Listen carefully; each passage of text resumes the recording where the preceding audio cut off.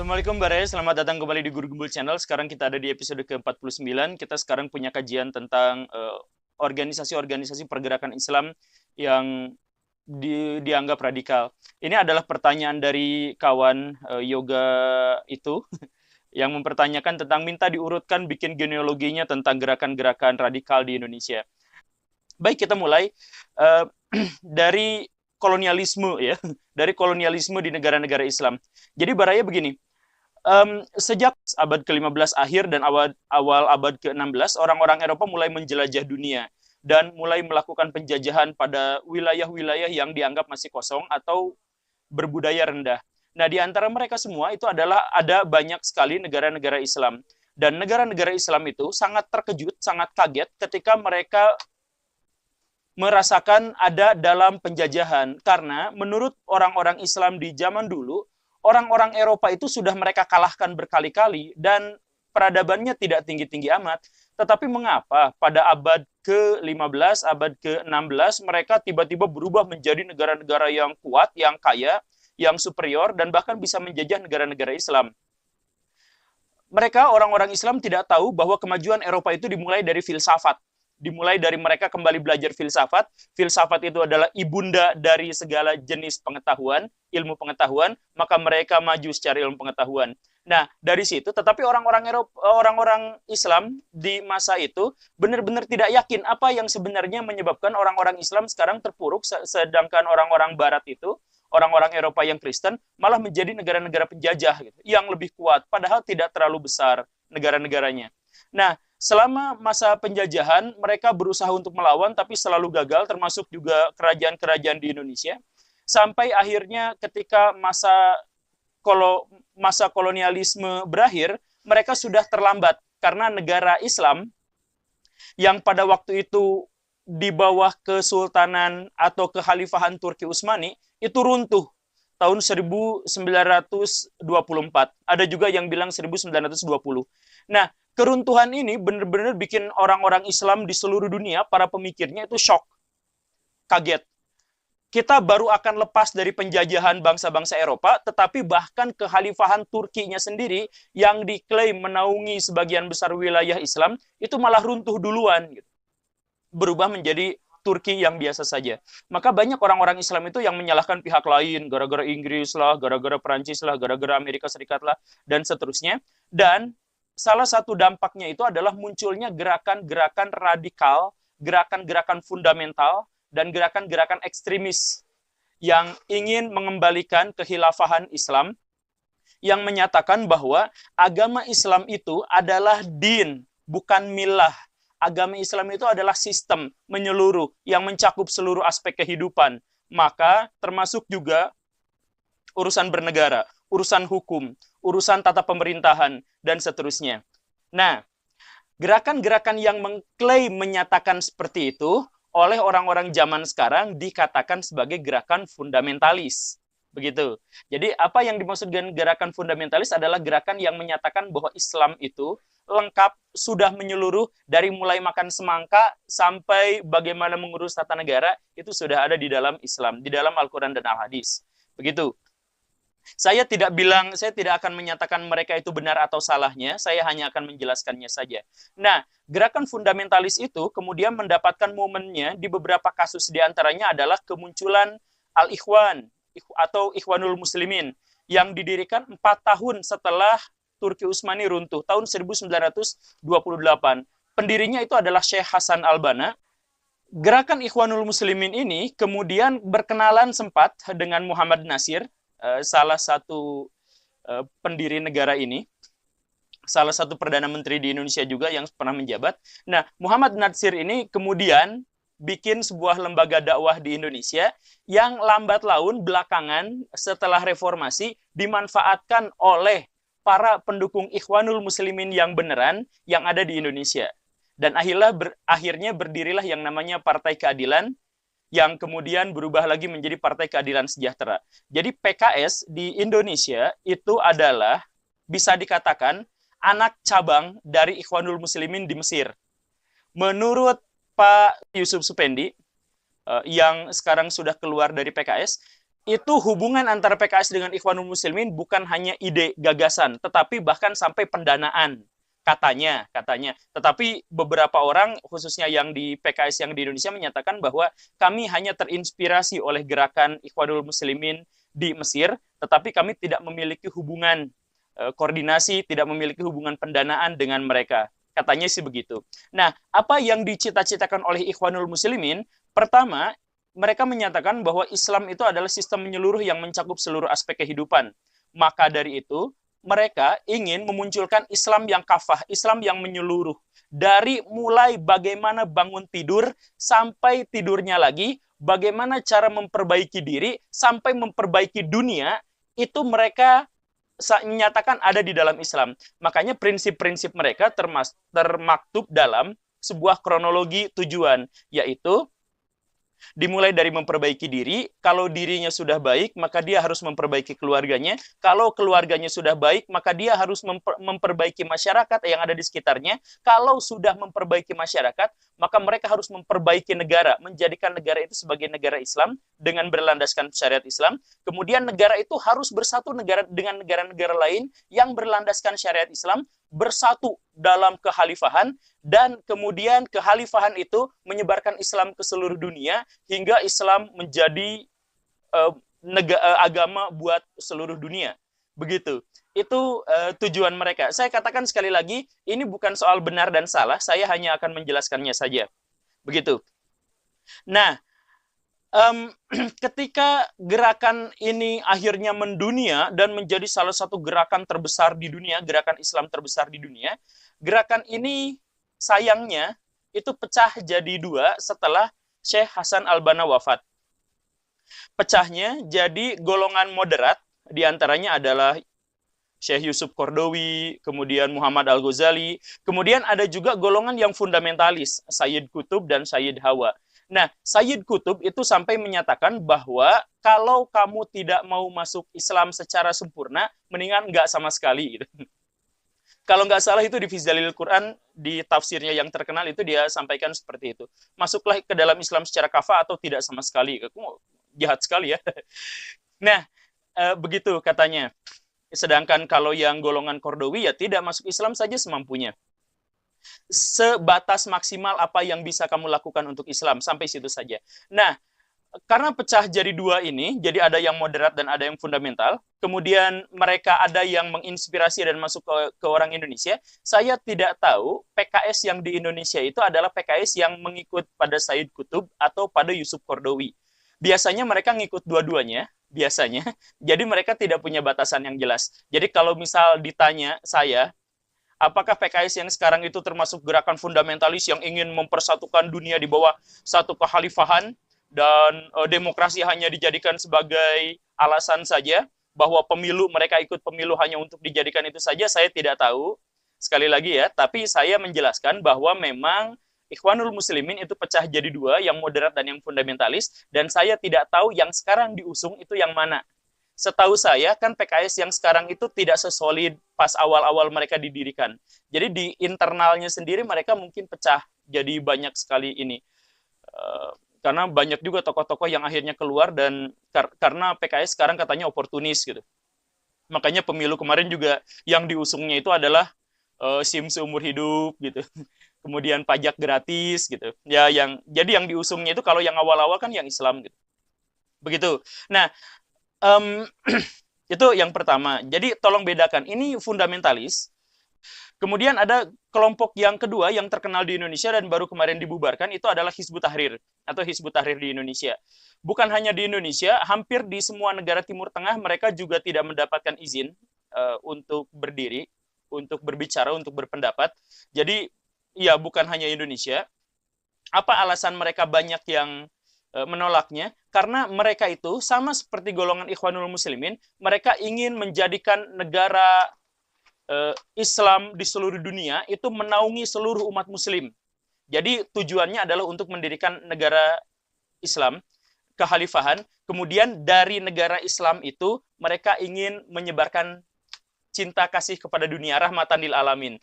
Jadi modelnya, tujuan manusiawinya adalah mendirikan negara Islam, kekhilafahan. Kemudian dari kekhilafahan itu untuk menggapai ridha Allah dengan cara menyebarkan rahmatan lil alamin buat manusia. Tujuannya seperti itu. Didirikannya tahun 53 oleh Taqiyuddin Anabani di wilayah Timur Tengah, di wilayah Levan, tetapi juga kemudian menyebar ke seluruh dunia, dan di Indonesia mulai ada tak lama setelah reformasi digelar. Mereka asasnya Islam 100% dan menolak Pancasila. Beberapa di antara mereka atau hampir semua di antara mereka tidak mau ikutan upacara bendera karena katanya musyrik, tidak mau jadi PNS karena katanya itu berarti mengabdi kepada negara yang bukan Islami, dan seterusnya. Dan uniknya mereka ekstra parlementer, bikin partai politik namanya Hizbut Tahrir, itu partai politik. Mereka sendiri nyatakan itu adalah partai politik. Tetapi mereka ekstra parlementer, mereka tidak mau ikutan pemilu. Mereka hanya demo, mereka hanya menunjukkan kepada masyarakat dunia bahwa Islam itu adalah seperti ini dan seterusnya. Begitu. Tokohnya yang paling terkenal di Indonesia sekarang adalah Felix Xiao. Walaupun Hizbut Tahrirnya sudah dibubarkan, tapi beliau tetap tidak bubar sebagai ustadz ya. Begitu.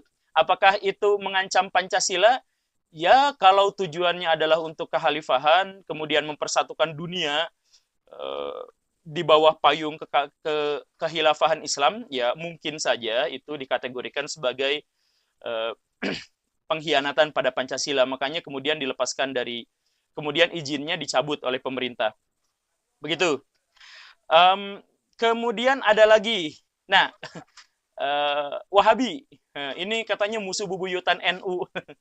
Wahabi, tapi mereka sendiri sebenarnya tidak mau disebut Wahabi. Mereka adalah gerakan tanpa nama. Awal-awal mereka menyebutnya Muwahidun. Kemudian mereka menyebut, sekarang di Indonesia mereka menyebut sebagai ulama sunnah atau orang-orang yang berpegang teguh pada sunnah. Ini bukan fundamentalis dalam artian seperti Hizbut Tahrir dan Ikhwanul Muslimin. Ini bahkan bisa dikatakan ini adalah salah satu gerakan paling setia pada negara tempat dia berada. Jadi di Saudi Arabia mereka adalah paling setia pada pemerintahan. Mau pemerintah benar, mau pemerintah salah, mereka dukung. Begitu.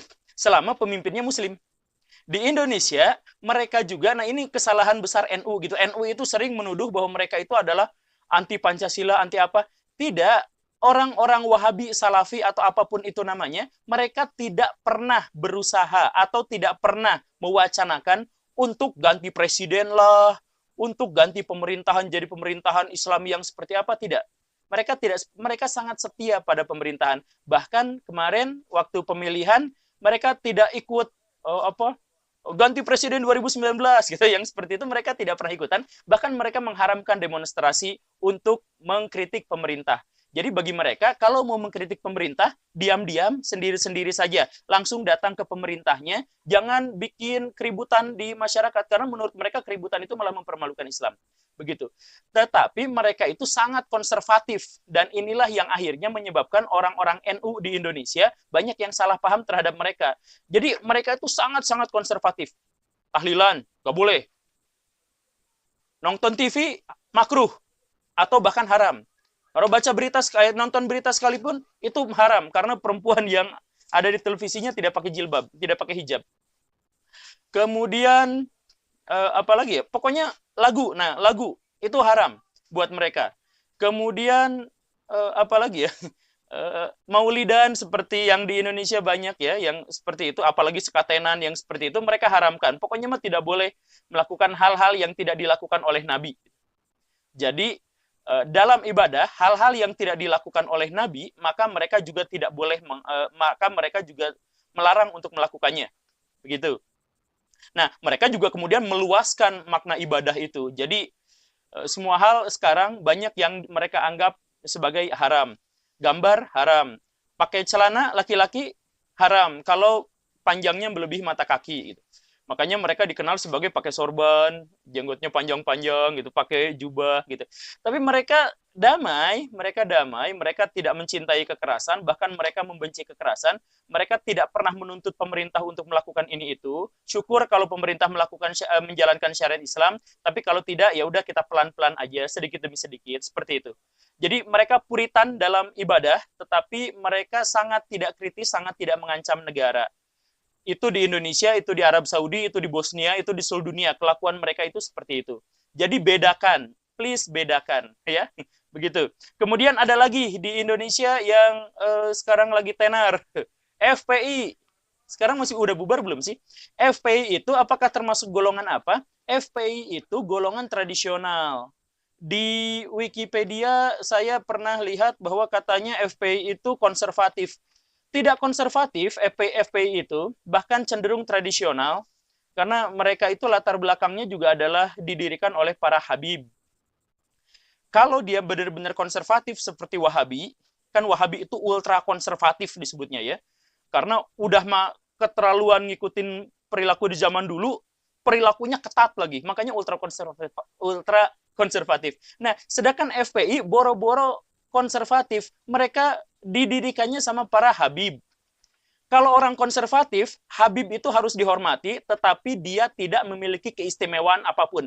Di dalam Islam, keturunan Nabi itu tidak dijamin masuk surga, tidak dijamin dia soleh, tidak dijamin dia taat. Habib itu sama seperti manusia yang lain. Derajatnya diukur karena ketakwaannya dan karena kemanfaatnya buat orang lain. Jadi walaupun dia Habib keturunan Nabi, kalau dia maksiat, ya tidak ngaruh, tidak apa-apa. Karena di zaman dulu juga banyak keturunan Nabi Muhammad yang perilakunya kurang baik. Anaknya Hussein itu siapa? Atikah namanya ya kalau nggak salah. Itu kan di Madinah juga jadi selebriti Arab pada waktu itu. Rambutnya tidak pakai kerudung. Kemudian kalau zaman sekarang itu seperti artis yang bagaimana gitu. Ada kan Putri Hussein. Putri Hussein cucunya Ali, cicitnya Nabi Muhammad. Atau kemudian siapa? Putra Ja'far juga, Ismail itu juga tukang mabuk, maaf ya, tukang zina. Jadi Habib itu tidak ada hubungannya dengan ketaatan untuk orang konservatif. Seperti orang-orang Wahabi. Ya ada, kita harus menghormatinya kalau dia menghormati Nabi, kalau dia menjalankan sunnah Nabi, begitu. Nah, kalau yang FPI itu karena didirikan oleh Habib dan semua Habib itu pasti sebagian besar perkataannya benar, bahwa Habib itu harus diikuti apa adanya. Nah, itu sebenarnya bukan konservatif, tetapi mereka itu tradisional. Begitu tradisionalnya ala Indonesia. Nah, jadi mereka juga sebenarnya secara ideologis tidak terlalu bermasalah, makanya diizinkan sama pemerintah juga. Yang jadi masalah itu adalah karena mereka itu banyak merekrut, banyak membuat orang-orang preman, orang-orang jahat itu cepat taubat sama mereka karena gerakan mereka yang masif. Mereka kalau ada bencana mereka yang paling duluan apa. Jadi sebenarnya untuk anak-anak muda yang semangat jiwa Islamnya, mereka itu banyak dapat dukungan gitu. Tetapi karena latar belakang mereka itu yang seperti itu, yang awal-awal masuk Islam atau yang awal-awal mempelajari Islam. Jadi mereka terlihat seperti sekawanan umat yang agresif gitu. Yang pakai sorban teriak Allahu Akbar sampai mecahin rumah orang, sampai ngedemo sampai anarkis, sampai tidak toleran dan sebagainya. Ya, mereka memang banyak melakukan yang seperti itu. Hal-hal seperti itu. Ya, silakan saja dinilai sendiri, saya tidak akan menilai. Tetapi yang jelas mereka tidak sama dengan Ikhwanul Muslimin, mereka tidak sama dengan Hizbut Tahrir, mereka tetap mencintai Indonesia, tetapi mereka menginginkan Indonesia itu bersyariah. Dan mereka memang cenderung agak kasar ya. Beda juga. Kemudian ada juga gerakan di Indonesia, jangan dilupakan ya. NU, Nahdlatul Ulama. Apakah NU itu radikal? Radikal itu tidak harus mengikut pada gerakannya. Radikal itu bisa muncul dari gerakan manapun, bahkan yang paling moderat sekalipun. NU itu sangat tradisional. NU itu mengikuti corak Islam Nusantara. Islam yang tidak lagi pure, Islam yang tidak menyatu dengan budaya Arab, tetapi Islam yang menyatu dengan budaya Nusantara. Apakah itu bermasalah? Secara teologi tidak. Dalam teologi Islam, berislam itu boleh kalaupun dengan adat istiadatnya, asal jangan melanggar syariat Islam. Jadi sebenarnya tidak masalah, NU itu punya pijakan yang kuat, dan punya pijakan historis yang juga sangat kuat di Indonesia. Nah, tetapi NU belakangan juga memunculkan tokoh-tokoh radikal, memunculkan tokoh-tokoh yang menyalahkan pihak lain, apalagi ke Wahabi sampai kasar, sampai ekstrim. Jadi seperti itu. Jadi NU juga jadi ke bawah gara-gara banyak organisasi-organisasi impor dari luar. Pertama, NU itu sangat tradisional dan konservatif dalam hal memelihara tradisi masa lalu orang-orang Indonesia. Jadi mereka sangat menyatu atau sangat toleran terhadap kebudayaan-kebudayaan lokal Nusantara. Bahkan bisa dikatakan Islam di Indonesia sudah menjadi identik dengan Nahdlatul Ulama itu sendiri. Mereka didirikan tahun 1926 ya, kalau nggak salah. Mereka didirikan, iya, tahun 1926. Jadi, dan mereka juga, kenapa pendirinya, pendirinya kenapa mendirikan NU? Karena di Timur Tengah sedang bergolak Wahabi. Jadi di Timur Tengah ada Wahabi, muncul pengen memurnikan ajaran Islam. Memurnikan dalam artian kalau Islamnya sama dengan tradisi Arab tidak apa-apa, kalau Islamnya sama dengan tradisi non-Arab mereka marah-marahin gitu. Yang kayak tadi saya sebutin. Nah, orang NU itu marah besar. Ya kalau tradisi Islam boleh sama dengan Arab, kenapa tradisi Islam tidak boleh sama dengan Nusantara? Toh Nusantara juga punya peradaban yang sangat baik. Makanya kemudian berdirilah NU untuk mempertahankan. Makanya namanya Nahdlatul Ulama. Ulama yang dimaksud adalah ulama konservatif Indonesia. Kebangkitan para ulama. Nah, untuk NU itu dirikan untuk membendung gerakan Wahabi atau yang semacamnya di Timur Tengah agar tidak masuk ke Indonesia. Begitu. Nah, musuh lama, maaf ya, musuh lama NU itu adalah Muhammadiyah. Muhammadiyah itu justru sebaliknya. Muhammadiyah itu ingin meluruskan Islam di Indonesia. Bahwa banyak orang-orang Islam di Indonesia yang bercampur dengan budayanya keterlaluan sampai musyrik, sampai ada perdukunan, sampai ada ritual-ritual yang tidak pernah ada sebelumnya, sampai ada apa? Maka Muhammadiyah itu ingin meluruskan ajaran-ajaran Islam, tetapi dengan cara yang santun, yang sosial, pendidikan, pembangunan, tidak yang radikal ya, tidak yang langsung debat kasar apa dan seterusnya. Muhammadiyah tidak seperti itu. Walaupun awal-awal juga sempat guntreng dengan NU dan bahkan ada perang antar desa di awal-awal ya, antara desa NU dengan desa Muhammadiyah. Begitu. Ya sekarang sudah damai alhamdulillah. Nah, Muhammadiyah itu kemudian di tengah jalan pecah jadi dua juga. Jadi ada Muhammadiyah yang cenderung kepada Muhammad bin Abdul Wahab, pendiri Wahabi itu. Ada Muhammadiyah yang cenderung pada Muhammad Abduh, pembaharu Mesir, Al-Azhar. Nah, karena pecah jadi dua dan akhirnya menyatu, maka Muhammadiyah sekarang itu adalah salah satu organisasi dengan ideologi yang paling beragam di Indonesia.